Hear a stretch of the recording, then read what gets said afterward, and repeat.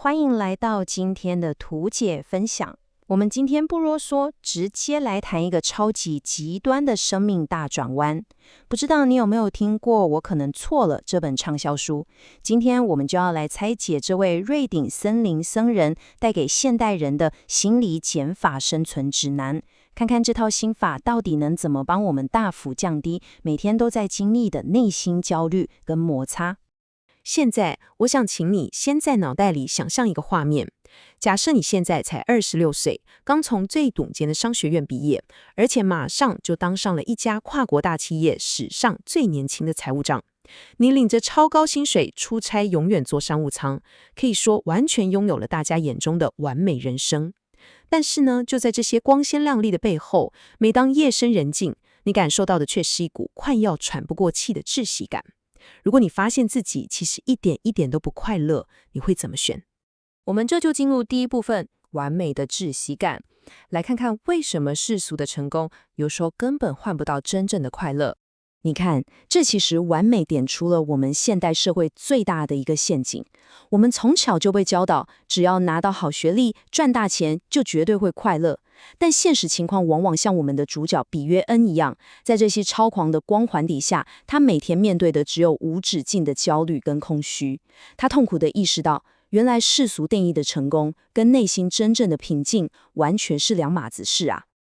于是，这种快把人逼疯的窒息感，促使他做了一个超疯狂的决定。我们来看看第二部分，逃离世间，走入丛林。最不可思议的事情来了，比约亨居然直接辞掉那个超高薪的财务长工作，把家产全部散尽，然后买了一张飞往泰国的单程票。没错，单程票。他直接把高级定制西装脱掉，换上了森林里的僧服，甚至剃了光头，跑到泰国丛林里过起最极简的苦修生活。从跨国高管变成一无所有的僧人，这个反差是不是大得有够夸张？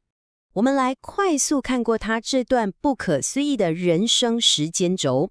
26岁，他站上世俗的巅峰，接下来整整17年，他都在泰国丛林里修行，还得到了一个法号叫纳提科，意思就是在智慧中成长的人。后来呢，他又选择还俗，结了婚，结果却在晚年确诊了渐冻症。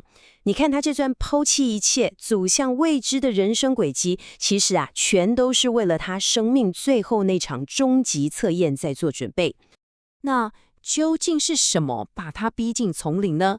现代人焦虑的根源到底在哪？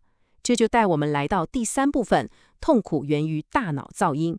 在丛林里安静下来之后，比约发现了一个超震撼的真相。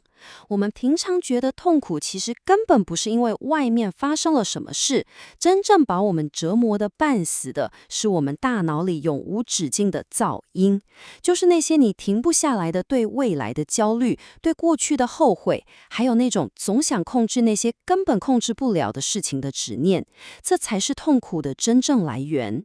佛陀曾经说过一句话，非常一针见血：我们人类经历的大多数心理痛苦，都是自愿跟自己造成的。听起来很不可思议，对吧？但仔细想想，我们是不是常常把脑袋里突然冒出来的负面念头，当成100%真实的客观事实？就是这种把念头当成现实的错觉，等于是我们亲手把自己关进了心智的牢笼里。所有的内耗都是从这里开始的。那我们到底该怎么逃出这个大脑牢笼？这就进入我们的第4部分，松开执念的3个锦囊。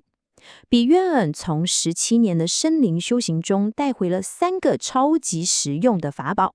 第一个锦囊，我称它为你可以随身携带的超能力。心理学上的专有名词叫做认知解离。简单来说就是，拜托，千万不要盲目相信你脑袋里冒出的每一个念头。我们当然没办法阻止负面想法跑出来，但你可以退一步，把它们当成是大脑制造出来的一个东西，而不是绝对真理。一旦你学会跟自己的念头拉开距离，你就不会那么容易被情绪给绑架了。接下来第2个锦囊可以说是这整本书、整个故事的真正灵魂，就短短5个字：我可能错了。比尔也强烈建议，下次当你感觉到自己快要跟别人吵起来，或是人际关系快要炸锅的时候，试着在心里真诚地对自己连说3次这句话：我可能错了。你知道这有什么神奇的魔力吗？当你愿意放下那种我永远是对的有毒防卫机制，你会发现那些本来永无止境的内在纠结跟人际摩擦瞬间就停火了。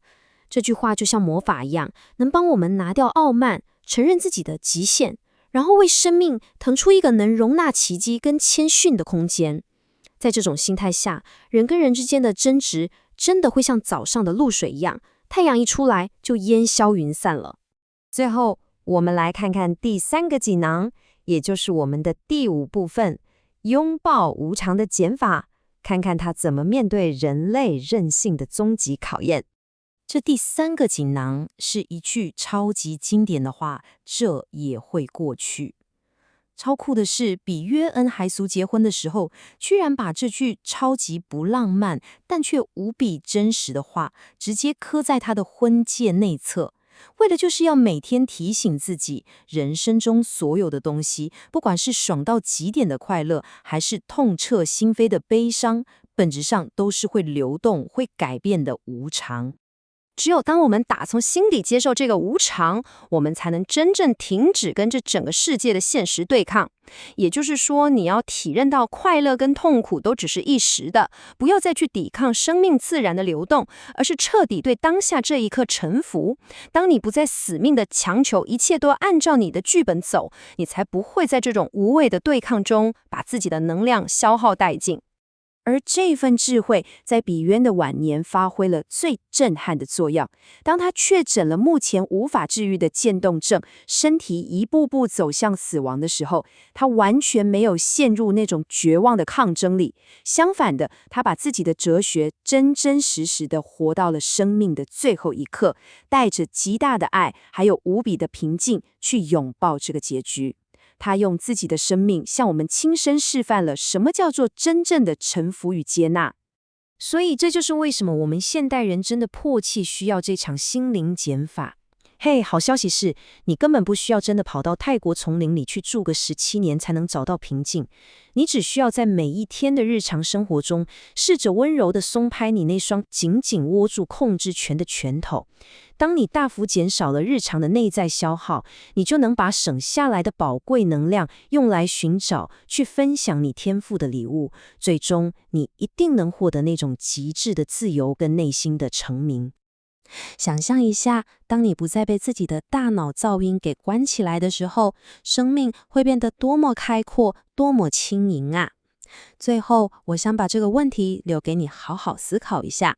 在你现在的生活里，有哪一件你根本无法控制的事情，是你今天就可以试着放下的呢？